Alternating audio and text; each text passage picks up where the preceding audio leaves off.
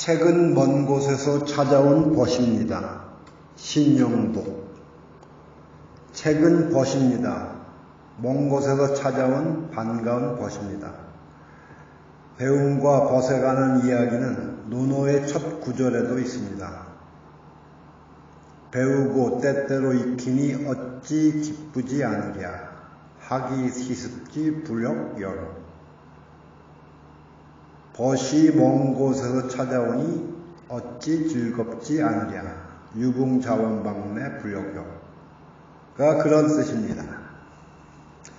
그러나 오늘 우리의 현실은 그렇지 못합니다.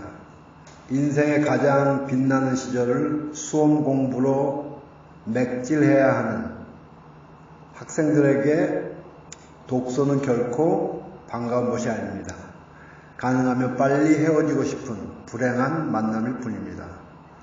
밑줄 그어 암기해야 하는 독서는 진정한 의미의 독서가 못 됩니다. 독서는 모름지기 자신을 열고 자신을 확장하고 그리고 자신을 뛰어넘는 비약이어야 합니다. 그렇기 때문에 독서는 삼독입니다. 먼저 텍스트를 읽고 다음으로 그 텍스트를 집필한 필자를 읽어야 합니다. 그 텍스트가 제기하고 있는 문제뿐만 아니라 필자가 어떤 시대, 어떤 사회에 발딛고 있는지를 읽어야 합니다. 그리고 최종적으로 그것을 읽고 있는 독자 자신을 읽어야 합니다. 그렇게 함으로써 자신의 처지와 우리 시대의 문맥을 깨달아야 합니다. 수험 공부 다음으로 많은 것이 아마 교양을 위한 독서라 할 수 있습니다. 교양이 무엇인가에 관한 논의를 일단 접어둔다고 하더라도 교양 독서 역시 참된 독서가 못 됩니다. 그것은 자신을 여는 것이 아니라 반대로 자신을 가두는 것이기 때문입니다. 교양 독서는 대개 고전 독서이기도 합니다. 고전에 대한 이해는 물론 필요합니다. 고전은 인류가 도달한 지적 탐구에 뛰어난 고지들이고 그것에 대한 이해가 없이는 과거와의 소통도 어렵고 동시대인들과의 소통도 어렵습니다. 돈키호테와 햄릿에 대하여 알지 못하면 대화가 어렵습니다. 그런 점에서 고전은 언어와 같습니다.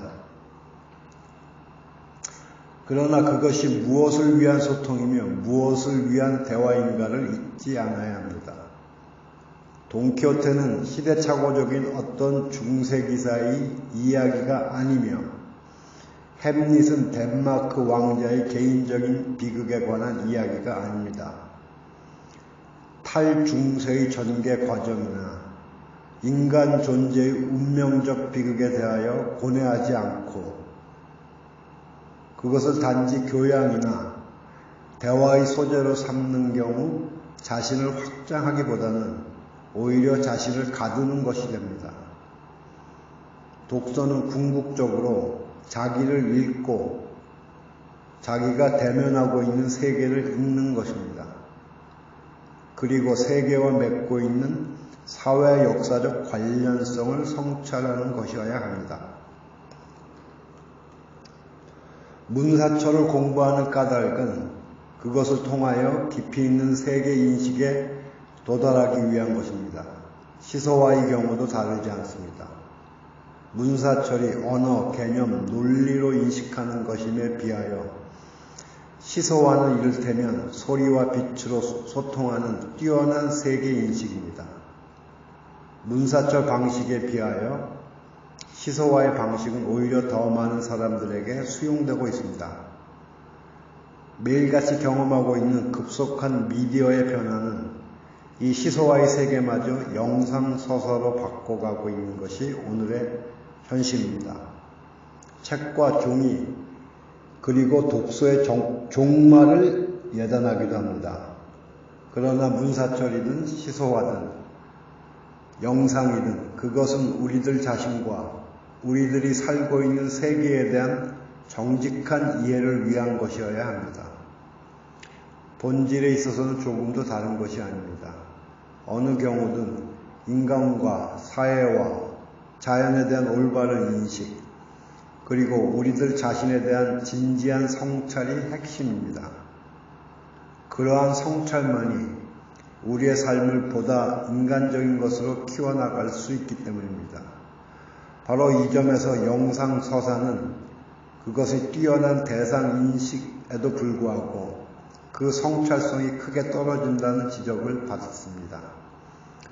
문학서사가 요구하는 독자의 자신의 고뇌와 성찰이 사라지고 독자로 하여금 복제와 카피라는 대단히 안이한 자리에 나앉게 함으로써 우리들을 또 한 번 소외시키고 있기 때문입니다.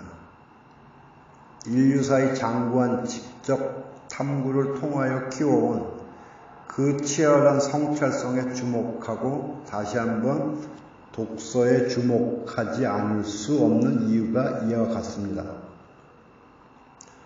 고전의 반열에 올라있는 책들이 반드시 당대의 최고의 지적 탐구를 보여주고 있는 것이 아니라고 하더라도 고전은 수많은 사람들에 의해서 전승되고 있다는 점에서 그것은 역사 그 자체라고 할 수 있습니다.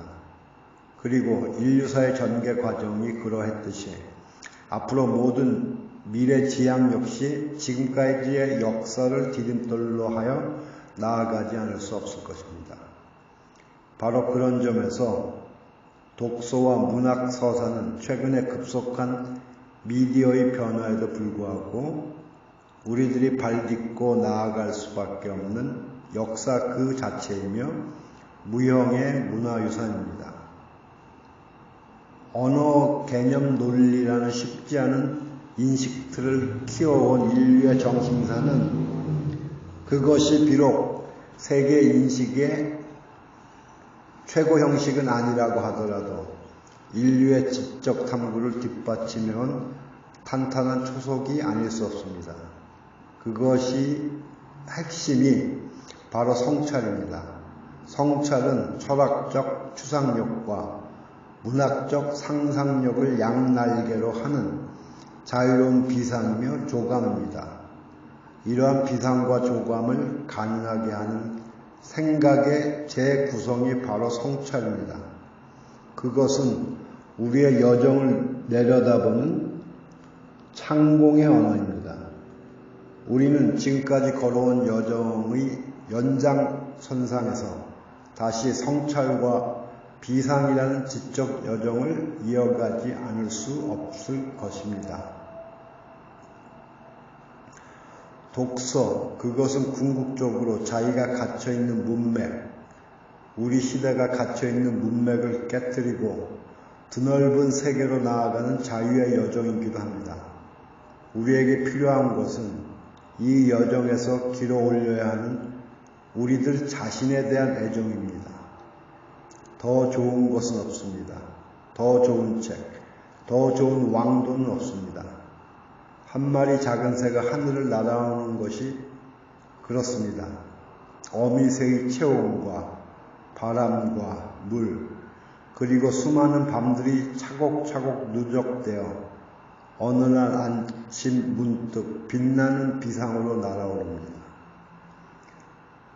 고뇌와 방황으로 얼룩진 역경의 어느 무심한 중도막에 그때까지 쌓아온 회한과 눈물이 어느 순간 빛나는 꽃으로 피어오릅니다. 독서도 인생과 크게 다르지 않습니다. 그것이 어떤 책이든 상관없습니다. 그것이 고뇌와 성찰의 작은 공간이나 언젠가는 빛나는 각성으로 꼭 피어나기 마련입니다. 언약은 강물처럼 흐르고 만남은 꽃처럼 피어날 것입니다. 독서는 만남입니다. 성문 바깥의 만남입니다. 자신의 문을 열고 바깥으로 나서는 자신의 확장이면서 동시에 세계의 확장입니다. 그리고 그것이 만남이나 반드시 수많은 사람들의 확장으로 이어지기 마련입니다. 마치 바다를 향하여 달리지 않는 시내와 같습니다. 마치 바다를 향하여 달리는 잠들지 않는 시내와 같습니다. 한 사람 한 사람의 각성이 모여 어느덧 사회적 각성으로 비약하기도 할 것입니다.